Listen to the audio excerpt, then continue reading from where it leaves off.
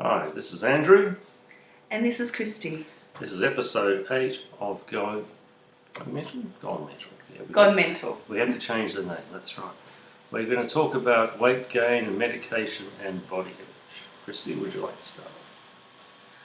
Okay, well, when I was first diagnosed with bipolar, I was 69 kilos. Since then, I'm now, as of yesterday, I was 109 kilos and I've actually lost 3 kilos since January. Mm-hmm. My medication was the main reason I put on weight. Within a short period after diagnosis, approximately 6 months, I'd gained 30 kilos. And that was as a result of specifically, do you know which specific medications they were? At that stage, I was on Epilim and a whole host of different antidepressant medications. Was it mainly the antipsychotic medication or was it the antidepressants as well? It's hard to tell. I was having both at the same time. They were changing my medications around, so that it was definitely like night and day. I put on 30 kilos, and over the last 11 years, I've gone up to from 69 kilos up to 112 at my heaviest. Not all of that would have been due to medication. Some of it would have been the depression I had after my hospital stay, where I didn't get out of bed very much. I got out of bed at 1 o'clock in the afternoon. I was in bed again by 8 o'clock that night. So not very much exercise. No exercise because I didn't leave the house. And also if I was really bad and Mum couldn't get me out of bed, she'd say, "Kristy, I called for pizza," and pizza would get me out of bed. So, I mean, it was a so time. eating for motivation and comfort. Yes, and it was a time in my life where I felt that it was all about survival rather than actually living the best life I could. Yeah. And in that severe depression contributed to the weight gain. So we had medication and severe depression, lack of exercise, and eating for comfort. Right. Okay. But once I changed my medications and I did go off medication, the weight didn't come off. Of course not. That's not how it works. And I've since found out too that I have polycystic ovary syndrome, and one of the symptoms of that is making it easy to gain weight and hard to lose weight. So there's a combination of issues for me. A whole bunch of things. But I am trying. For the first time ever, I feel a bit inspired to lose weight because I want to fall pregnant with my fiancé, and that's not Andrew, that's my fiancé Frank. And I've been juicing, so I brought myself a juicer. I've been making juicing. I'm trying one of Kristy's juices here. Strawberry cherries, very nice. And the first 3 weeks on that, I lost 3 kilos. So, and I've been able to keep that off. But since, due to some problems with the PCOS, I think it is at the moment, I haven't lost any since the first 3 weeks. So for the first 3 weeks of January, I lost about 1 kilo a week or so. But I maintain that, but I'm hoping to lose more. Now, I've had weight gain too. When I was diagnosed in 2005, I was on a fairly high dose of, it was an antipsychotic, and it's notorious for weight gain. And my normal weight should be about 85 kilos. I got up to 95 kilos, which was the heaviest I'd ever been. Heavier than my dad ever was. It was quite shocking. And that's one of the reasons why I had to adjust the dosage of the medication, was to cut that down. And then I had to pay even more attention to my diet. I've never eaten fatty foods. I've never liked them. But I had to progressively cut out a number of things from my diet. I now have fairly good control of my diet, such that I'm back to the weight that I was at the time that I was diagnosed, which is about 84 kilos. So I should be a little bit thinner than that, but I'm winning the battle at the moment. It is possible.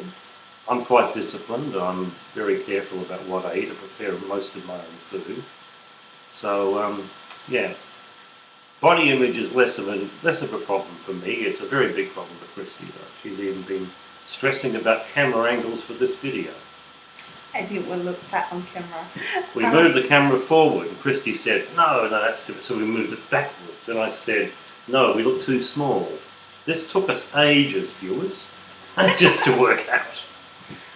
But Kristy looks fine. As you can see, there's nothing wrong. By losing 20 to 30 kilos, I think my health will improve significantly though, and hopefully that will help my polycystic ovary syndrome and other fertility issues.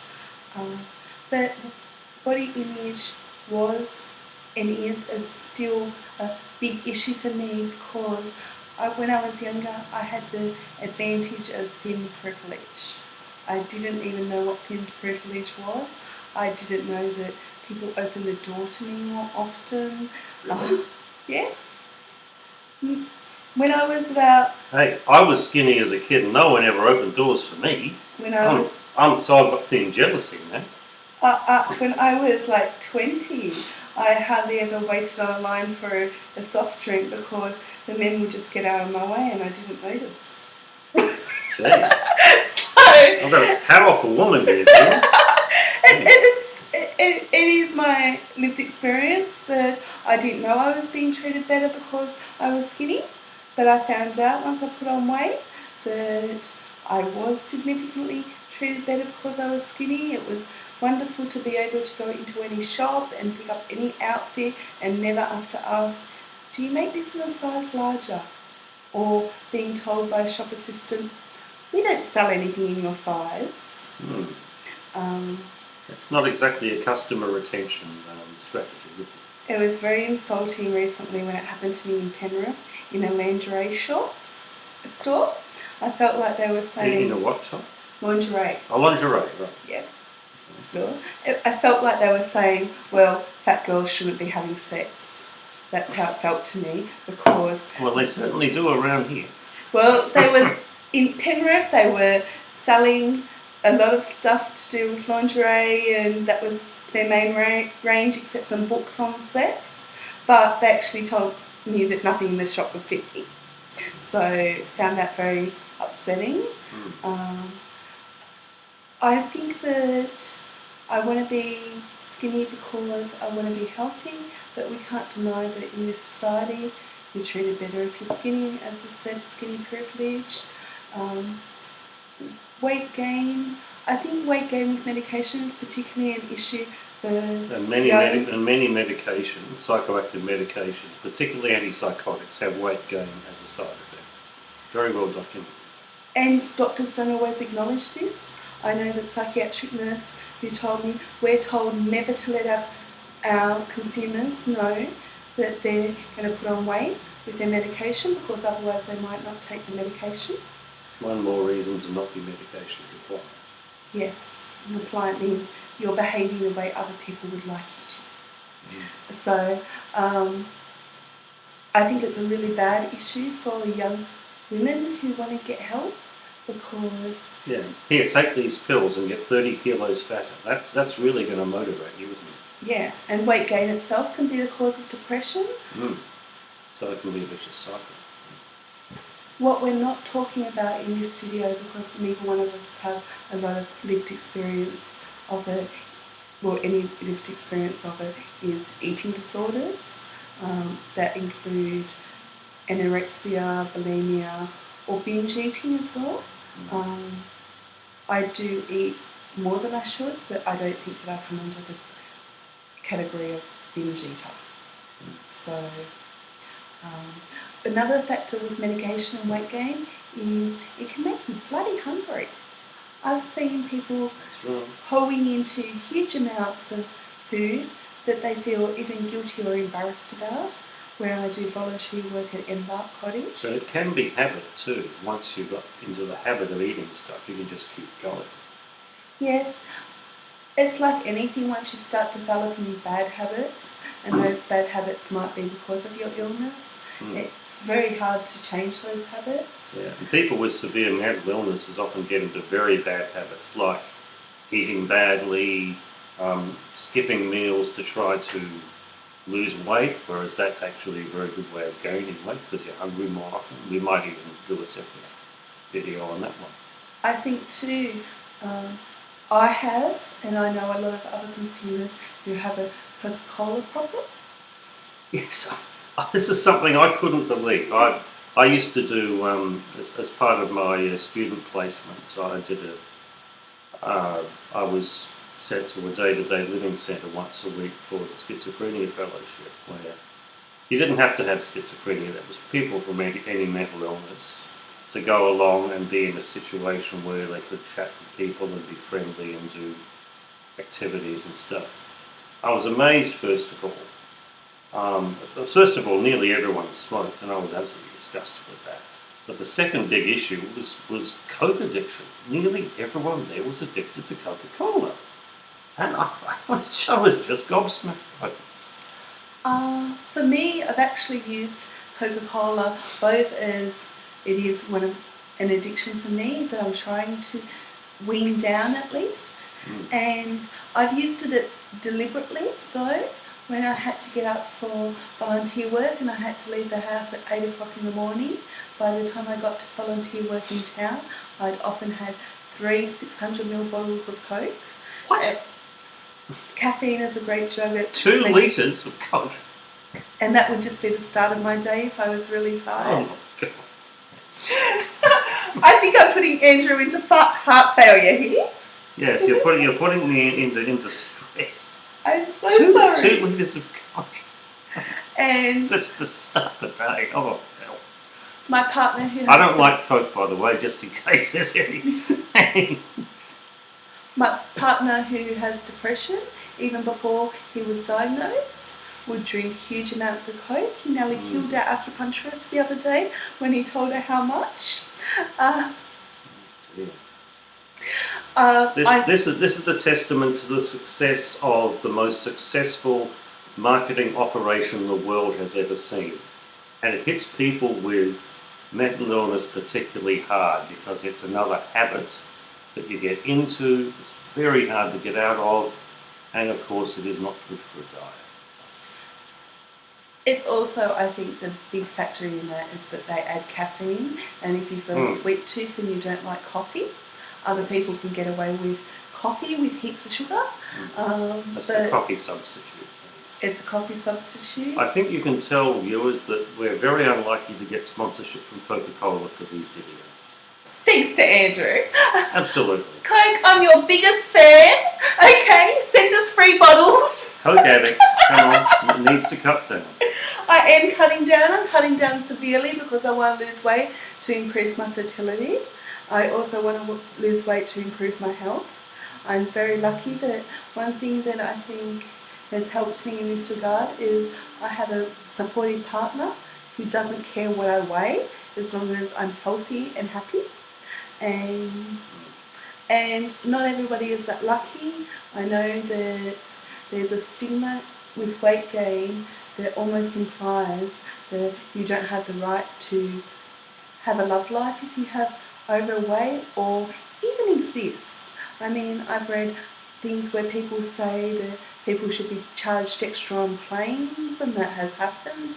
I've read comments on people saying that people who are overweight should have to stand on public transport because they shouldn't have a right to a seat if they're going to impede somebody else getting a seat. You're going to take up two people's seats, yeah. Yes, and I found that absolutely discriminatory and offensive, and it was particularly targeted at women, although I imagine the author probably doesn't like overweight men either. Now, Kristy sometimes gets offered seats on public transport because people think she's pregnant too. Now, I think that's very odd. There's some really, really daft people out there, she said. Yeah. I'll But, yeah, but stand she up, gets it. show you my tummy, show you from the side angle, and almost die of humiliation. She does not look like she's pregnant, does she? But she regularly gets offered seats on Yes. public transport. And because I think the person is doing something very kind, I now Kind say but misguided. smile and say thank you, because I wouldn't want them to not offer a seat to a woman who genuinely was pregnant. So, She would need a bit more public education. and that feels like very humiliating. One of the other issues I think is to doctors who blame you for your weight, even if they're the one writing the prescription for the medication that contributed to your weight gain. Now, this is where being assertive with your medical practitioner can be very useful. See, I was a very sick child and I was a very bright child, so I've been speaking to doctors as equals since I was like 8. But many, many people treat doctors with a lot of respect. Maybe too much respect, maybe even sort of, oh, okay, thank you for seeing me, sort of thing. You need to be, it certainly helps to be better informed when you're dealing with your doctor and a bit more assertive about being informed. But many people with mental illness can't bring themselves to do that.